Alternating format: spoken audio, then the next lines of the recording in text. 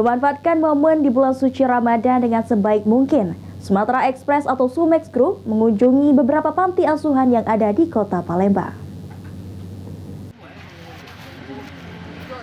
Memanfaatkan momen di bulan suci Ramadan dengan sebaik-baiknya, Sumatera Express Sumex Group mengunjungi beberapa panti asuhan yang ada di Kota Palembang.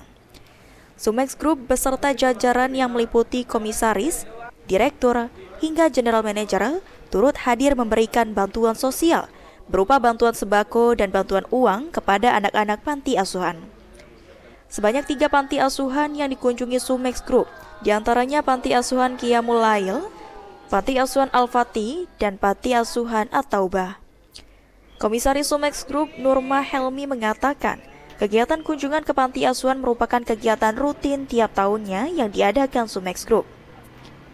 Memberi sedekah ke panti-panti asuhan, berbagai sedekah untuk panti asuhan.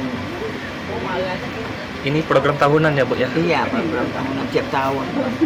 Hari ini ada berapa panti, Bu, yang kita kunjungi? 3 panti. Harapannya mudah-mudahan tahun depan masih kayak ini juga.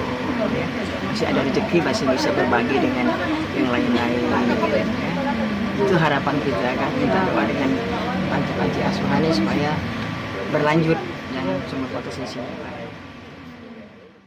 Sementara itu, Direktur Operasional Harian Sumex Muwarni mengatakan, kegiatan kunjungan dan berbagi bersama anak panti asuhan sudah dilakukan sejak tahun 2002.